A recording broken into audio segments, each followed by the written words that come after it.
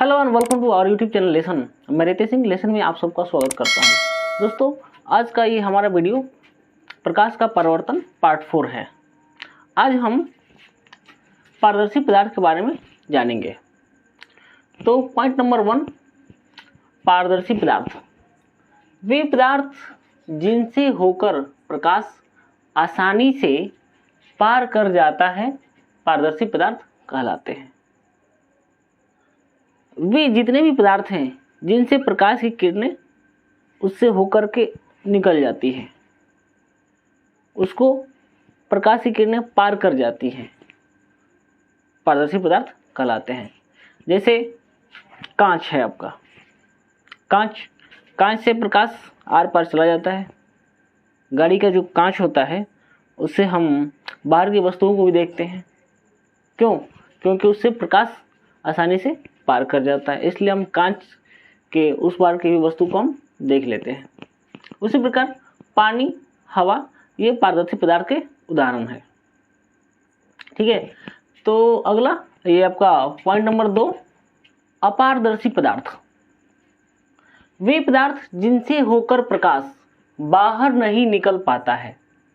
वे पदार्थ जिनसे होकर प्रकाश बाहर नहीं निकल पाता है, अपारदर्शी पदार्थ कहलाते हैं।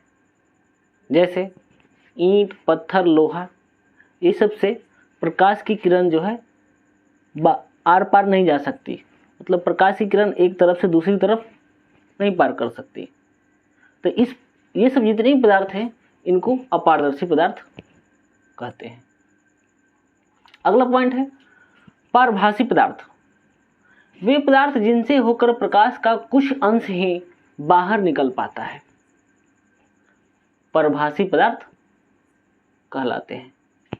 उदाहरण घिसा हुआ कांच, तेल लगा हुआ कागज। फिर से देखते हैं,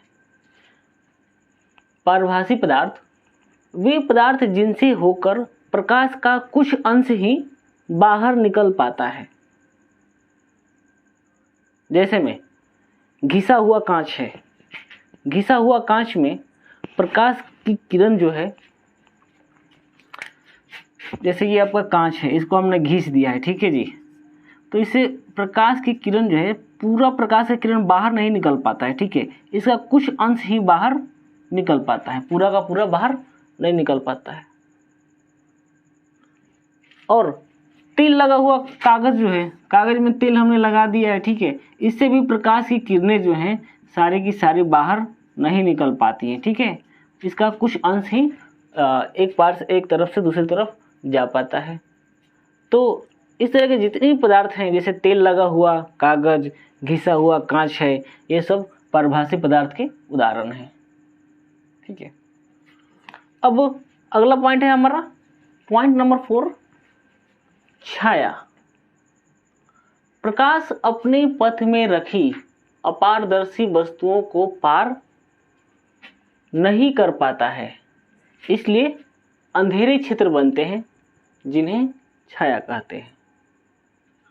प्रकाश की किरण जो है अपने पथ में रखी हुई अपारदर्शी वस्तु को पार नहीं कर पाता है, इसलिए अंधेरे क्षेत्र बनते हैं जिन्हें छाया कहते हैं, ठीक है। जैसे ये आपका हो गया, ये मान के चलिए आपका प्लेट है, जैसे ले लेता हूँ, ये आपका ऐसा एक प्लेट है, ठीक है। अब इधर से आपका प्रकाश किरण गुजर रही है जी, ये धातु की प्लेट है।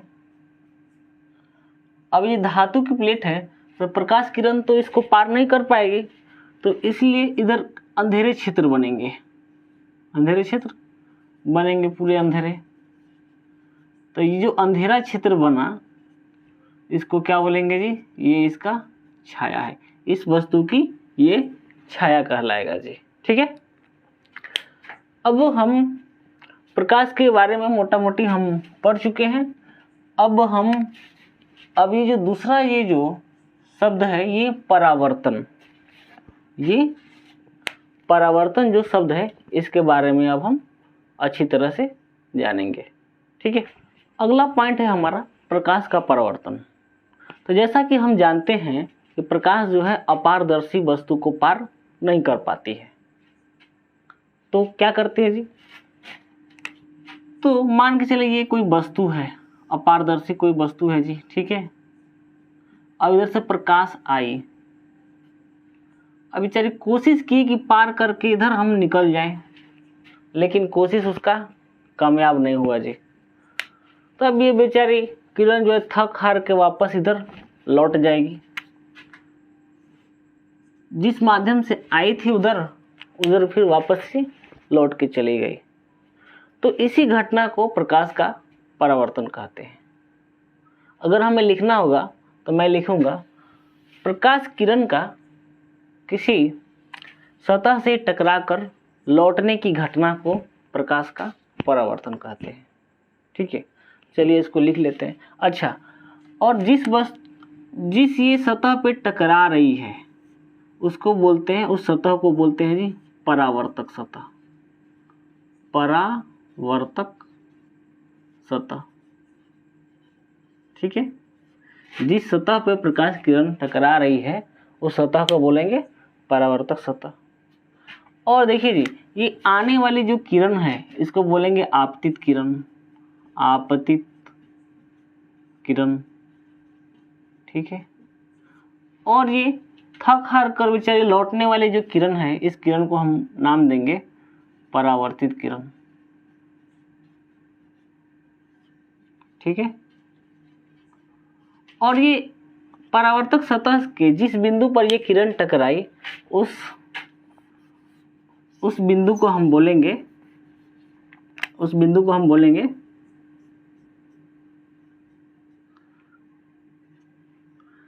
आपतित किरण। जिस बिंदु पर ये आके टकराई उस बिंदु को बोलेंगे आपतन बिंदु। क्या बोलेंगे जी, इस बिंदु का नाम रहेगा आपका आपतन बिंदु, आपतन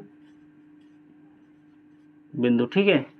तो हमने जाना प्रकाश की किरण जब किसी अपारदर्शी सतह पर आकर पड़ती है तो टकरा कर वापस लौटती आती है। तो आने वाली किरण को आपतित किरण बोलते हैं, जाने वाली किरण को परावर्तित किरण बोलते हैं। जिस सतह पे आकर ये किरण टकराती है उस सतह को हम परावर्तक सतह कहते हैं। और ये परावर्तक सतह के जिस बिंदु पर प्रकाश की किरण आकर ये टकराती है उस बिंदु को हम आपतन बिंदु कहते हैं। इतना तो हमें ये जानना ही जानना है, ठीक है। तो चलिए सबसे पहले प्रकाश का जो परावर्तन है इसके बारे में हम लिख लेते हैं, ठीक है। चलिए लिखते हैं इसको जी।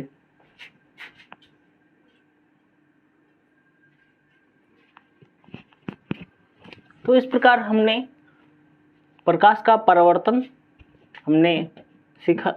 इस प्रकार हमने प्रकाश का परावर्तन के बारे में हमने जाना। प्रकाश का परावर्तन, प्रकाश किरण का किसी वस्तु से टकराकर वापस लौटने की घटना को प्रकाश का परावर्तन कहते हैं, ठीक है। तो हम इस प्रकार हमारा वीडियो आगे भी जारी रहेगा। अगर हमारा वीडियो आपको अच्छा लगे तो प्लीज़ चैनल को सब्सक्राइब करें, वीडियो को लाइक करें, कमेंट करें, शेयर करें। Thank you very much.